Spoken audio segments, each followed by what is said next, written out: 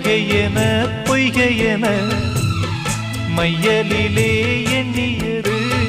காணல் நீதானோ என்னை நீயும் சூண்ட என்ன கோலம் போட்டே மீண்டும் கோலம் போட உன்னை தானே கேட்டே எனக்கொரு அடைக்கலம் வழங்குமோ உன் இதயமே அன்பேவா அருகிலே என் வாசல் வழியிலே உல்லாச மாளிகை